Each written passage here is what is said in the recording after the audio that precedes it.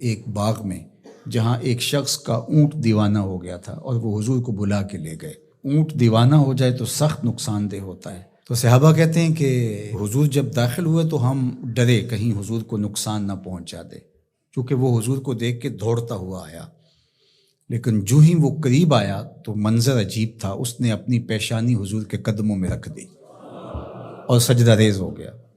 جب اونٹ کی اس محبت کو ہم نے دیکھا تو برجستہ کہا کہ نحن احق ان نسجد للنبی صلی اللہ علیہ وآلہ وسلم، حضور ہمارا بھی جی چاہتا ہے کہ ہم آپ کو سجدہ کریں۔ تو جب آقا کریم علیہ الصلوۃ والسلام نے صحابہ کے اس مطالبے کو سنا تو فرمایا کہ اگر اللہ کے علاوہ کسی اور کے لیے سجدہ روا ہوتا تو میں بیوی کو حکم دیتا کہ وہ شوہر کو سجدہ کرے۔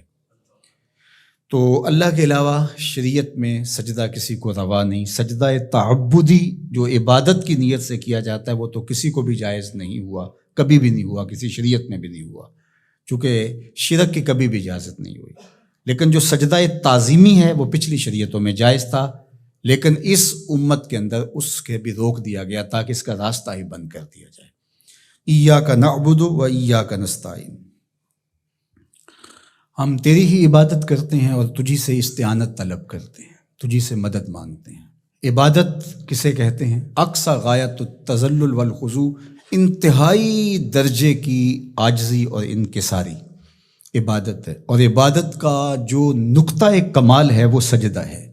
سجدے سے بڑھ کر عبادت کا کوئی روپ نہیں ہو سکتا، اور بندے کو سب سے زیادہ قربت رب کی سجدے میں ہی نصیب ہوتی ہے۔ تو ہماری عبادتیں اللہ کے لیے ہیں، اس لیے بندہ اس کے حضور کھڑے ہو کر کے عرض گزار ہوتا ہے کہ مالک میرا سر تیرے حضور جھکے گا۔ تو یہ جو تقدم ہے ایاک کا وہ اس لیے ہے تاکہ یہ حسر پیدا کر دیا جائے کہ ہماری پیشانی اللہ کے علاوہ کسی کے آگے نہیں جھکتی۔ اچھا، اب یہاں ایاک اعبد بھی تو ہو سکتا تھا، لیکن نعبد ہے، اس لیے کہ بندے کو یہ سکھایا گیا کہ اپنی عبادت پہ ناز نہ کرنا، اپنی عبادت کو صالحین کی عبادت کے ساتھ جوڑ کے پیش کر کہ مالک جس طرح تیرے بندوں کے سر تیرے حضور جھکے ہوئے ہیں، میرا سر بھی ان کے ساتھ تیرے حضور جھکا ہوا ہے، ان کی عبادت قبول کرے گا تو ٹوٹی پھوٹی شکستہ عبادت میری بھی قبول فرما لینا۔ اور پھر ارشاد فرمایا وَإِيَّاكَ نَسْتَعِينُ، اور ہم تیرے سے ہی استعانت طلب کرتے ہیں، تیرے سے ہی مدد مانگتے ہیں۔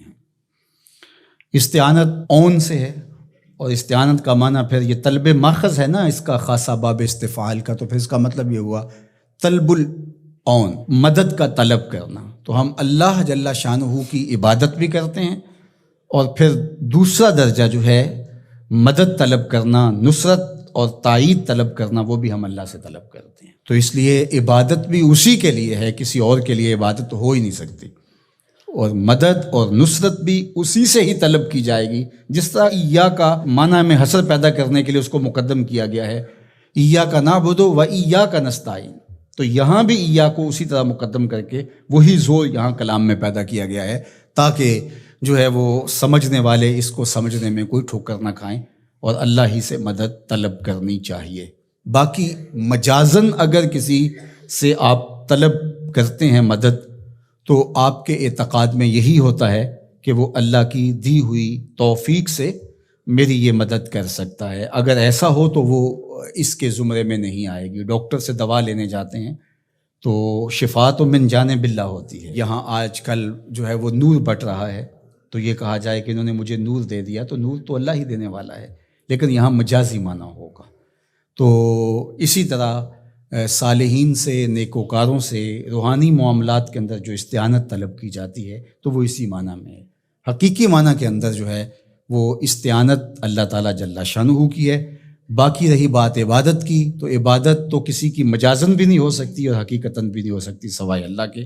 یہ ساری کہانی بیان کرنے کے بعد اپنی وفاداری کا یقین دلایا، اور پھر ہاتھ پھیلا کر کے اس نے کہا اہدنا الصراط المستقیم، مالک تجھ سے صراط مستقیم طلب کر رہا، ہدایت مانگی صراط مستقیم کی، سیدھی راہ کی۔